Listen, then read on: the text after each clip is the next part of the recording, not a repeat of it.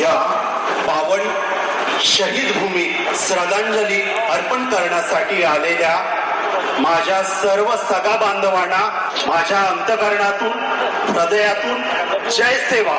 मित्रांनो, ही शहीद भूमी नसून ही आमची ऊर्जा भूमी आहे. मित्रांनो, मी तुम्हाला सांगू इच्छितो, विद्यार्थी दशेपासून बाबासाहेबांचा माझ्यावरती एक प्रभाव होता आणि मी बाबासाहेबांना माझा आयडल हिरो मानतो. पण त्यांचं चारित्र्य वाचताना एक ही गोष्ट वाचता आली मला की बाबासाहेब त्यांच्या विद्यार्थी दशेपासून तर अनेक वर्ष ते एका ठिकाणामध्ये आवर्जून जायचे आणि नतमस्तक होऊन येत होते. तो ठिकाण होता भीमा कोरेगाव. मी म्हटलं का डॉक्टर बाबासाहेब आंबेडकर प्रत्येक वर्षी तिथे जाऊन त्या भूमीची माती आपल्या कपाळाला लावून येत होते. का बरं असे करतात? त्याच्यानंतर कळलं की तिथे 500 महार लोक ज्या पिढ्यापासून गाड्यामध्ये मडक धुण्याला फळा लावून अनन्वित अत्याचार केले, त्या लोकांचा बदला घेण्यासाठी त्या 500 महारांनी पेशव्यांना कापून काढलं आणि त्यामध्ये जे शूरवीर हुतात्मा पत्करलं. तर ती ऊर्जा माहिती आहे की आपण एखादा बलशाली शत्रू दिसला की शेपटी गुंडाळतो आणि पडून जातो, पण त्या शूरवीरांनी आम्ही मेलो तरी चालेल पण अन्याय सहन करणार नाही म्हणून तिथे हुतात्मा पत्करलं आणि तो युद्ध जिंकलं. पण ही शक्ती कुठून येते? ती शक्ती घेण्यासाठी बाबासाहेब तिथे जायचे. मित्रांनो, जेव्हा सत्य बोलायला थोडस वाटलं आणि कुठे कुठे जाऊन आम्ही बोलणं सुरू केलं, मला जे कुणी प्रिय वाटतात ते लोक मला आवर्जून जवळ बोलवून कार्यक्रम झालं किंवा अनेकदा मला सूचना मिळाल्या.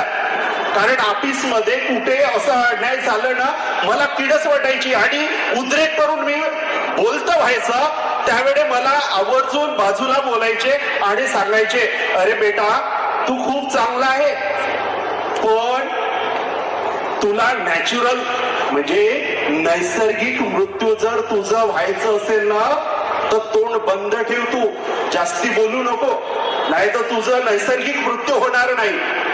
मला कळत नाही की नैसर्गिक मृत्यू आणि कृत्रिम मृत्यू काय होते. त्या वाक्याचा अर्थ समजताना मला कळलं की सत्य बोलणं, विद्रोह करणं, चुकीला चूक म्हणणं, त्याची पनिशमेंट आपल्याला मिळते आणि नैसर्गिक मृत्यू येत नाही. मग हातपात आपलं घडवतात. मग खरं बोलायचं नाही, नतमस्तक होऊन चालायचं. म्हटलं बरोबर असू शकते, कारण मोठे माणसं मला सांगत आहेत. आणि नंतर मी नैसर्गिक मृत्यू कसे येतात ते लोक बघायचे.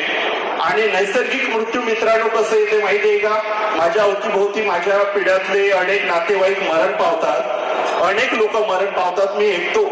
नैसर्गिक मृत्यू कसे येतात? कुणाला बेड सोल होतात, पाठीचे सालटे निघून जातात. नैसर्गिक मृत्यू कोणी 2-2 महिने अंतरावून पडून राहतात, 2-2 वर्ष कपड्यावरतीच लघवी करतात, कपड्यावरती संडास करतात आणि वास सुटून कोणी जवळ जात नाही घरचे लोक आणि असे मारतात. मी म्हटलं असं मृत्यू खरंच आपल्याला अभिप्रेत आहे का?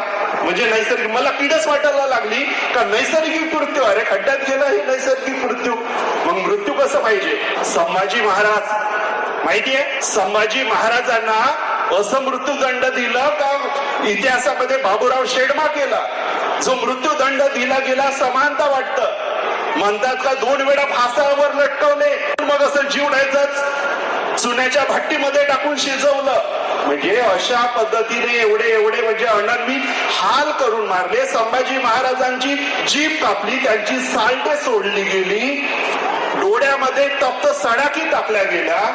पण ते म्हणतोय अरे तुला मृत्यू देत नाही, तू धर्म कबूल कर. का म्हणताय? मृत्यू के घुंगरू बांध के नाचते है औरंग. हे बोलण्याचं धाडस येते ना, त्याला म्हणतात शूर. म्हटलं मृत्यू यायचं ते कसं येईल? हे सडून मारण्यापेक्षा एखादा कॅन्सर झालं तर जीभ कापून टाकतात. अरे मग शत्रूशी भिडून मारा ना. एक बाहुबलीमध्ये खूप सुंदर वाक्य आलं, कारण या ठिकाणी मी येतो ना, पहिलं वाक्य वापरलं की ही ऊर्जा भूमी आहे. या भूमीतून आपण कोणत्या गोष्टी शिकून गेला पाहिजे? कारण बाबूराव शेडमाके इंग्रजांना जुमानले नाही. हमारी जल जमीन हम लेके रहेंगे. आम्ही इथले मालक आहोत आणि मालकासारखे जगू ही पाहिजे. आपल्या आदिवासी समाजावर अनन्वित अत्याचार होतो, मग आम्ही अन्यायाचा प्रतिकार करतो काय? इथे आल्यानंतर आम्हाला बाबूराव शेडमाके खुणावतो. इथली माती लावून कपाळावर जाताना असं वाटते की हे थोडं तरी धैर्य आमच्या अंगामध्ये येऊ दे. म्हणून जेव्हा माहीत झालं त्या वर्षीपासून आज इथे मी बोलतो आहे, पण या गर्दीमध्ये जाऊन दरवर्षी ती माती आपल्या डोक्यावर लावून जातो आहे. आणि याच्यामुळे हे गीत आपण लिहितो आहे. मी जे 9-10 गीत वगैरे लिहिले हे कुठून नाही, या ऊर्जा भूमीतून आलेली ऊर्जा आहे.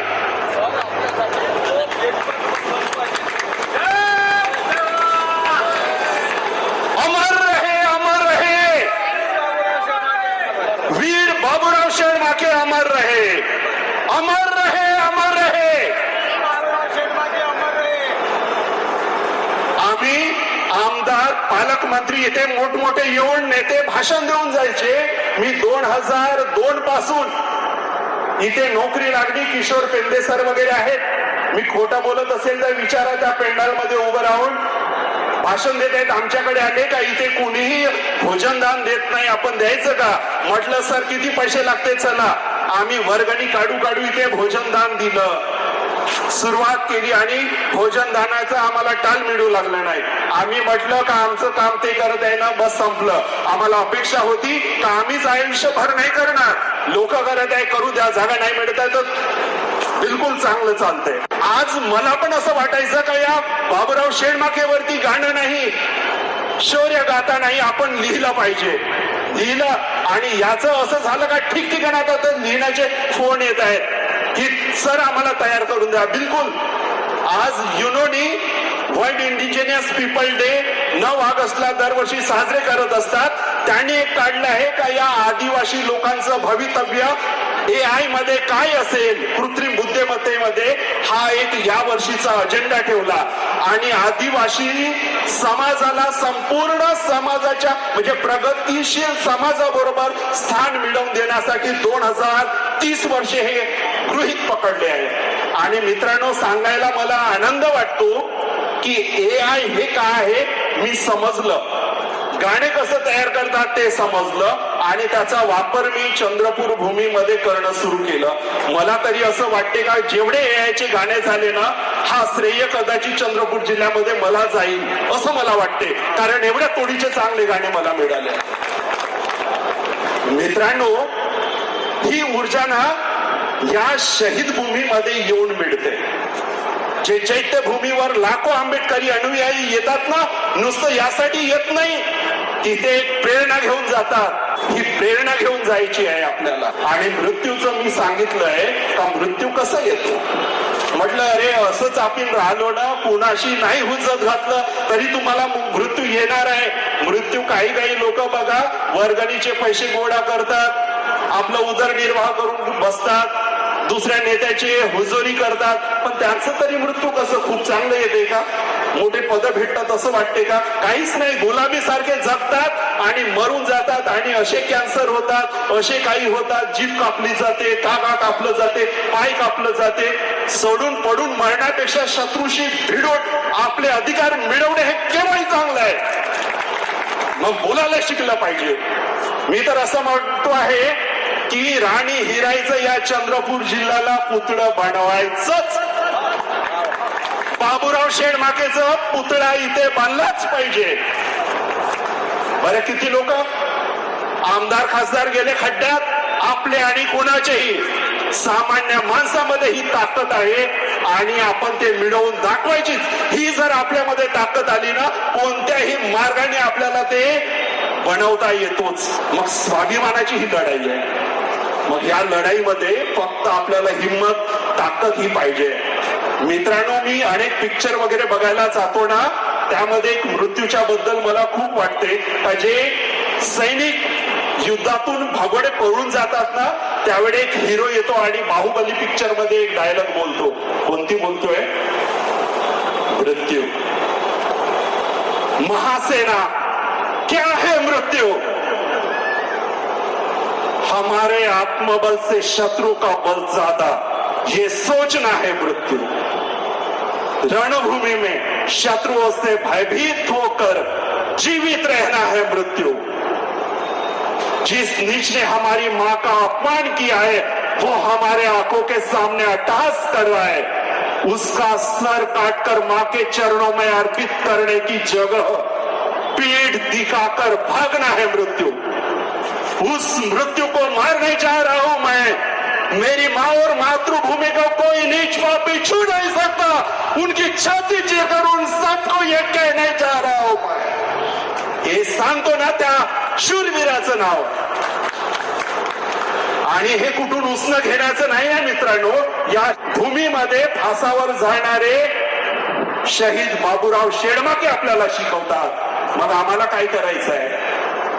उठसूट शत्रूशी भिडायचं आहे की आपली ताकद वाढायची आहे? आपली ताकद कोणती आहे मित्रांनो? मी सांगतोय, प्राध्यापक आहे क्लरिकल मधून मी प्रत्येक दिवशी मित्रांनो सांगतो, काही माणसांना थोडंसं सुख भेटले ना त्याच्यामध्ये एवढे गुरफटून जातात, त्यांना असं वाटते का स्वर्ग सुख इथेच आहे। मित्रांनो मी सांगतो, स्पर्धा परीक्षेची तयारी करून क्लरिकल मी होतो, मला का भेटत नव्हतं? पार्ट्या दुनियाभरच्या चालायच्या, फुकटच्या पार्ट्या, चिकन मटन दारू वगैरे सर्व। पण सांगतो मित्रांनो, क्लरिकल होतो तरी मी कधी शिवलं नाही। प्राध्यापक झालो, 1.5 लाख रुपये पगार मिळते, एका महिन्यामध्ये 1.5 लाख भेटतं। किती दारू ना चिकन मटन खाल्ली तर संपते का? पण घरी आई आणि पत्नी घरी असतात, त्यांना विचारा एक तरी दिवस दुपारला तरी जेवण झालं तर आराम करते का?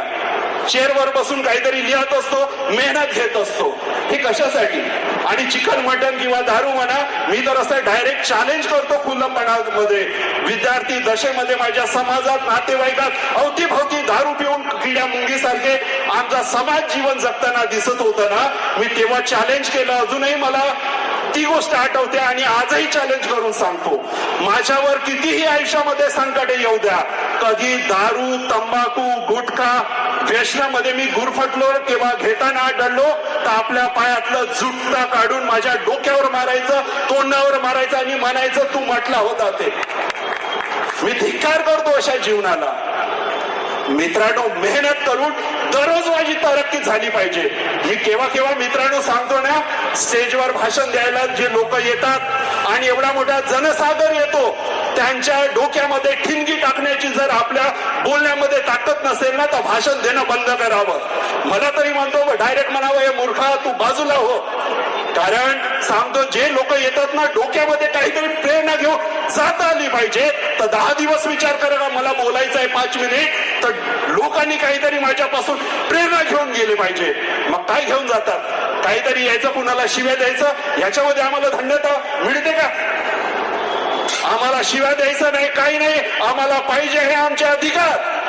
बाबूराव शेडमाकेचे पुतळा या ठिकाणी चंद्रपूरमध्ये दिसला पाहिजे। राणी हिराई या चंद्रपूर जिल्ह्याची शिल्पकार आहे, तिचे पुतळे या चौकामध्ये चांगल्या ठिकाणी आम्हाला दिसले पाहिजे आणि त्यासाठी आम्ही रस्त्यावर उतरून काही करू। ही जरा खरी आमच्यामध्ये जर ताकद येत असेल ना तर हीच बाबूराव शेडमाके यांना खरी श्रद्धांजली राहील। एवढंच बोलतो आणि आपली रजा घेतोय। जय सेवा, जय गोंडवाना। धन्यवाद।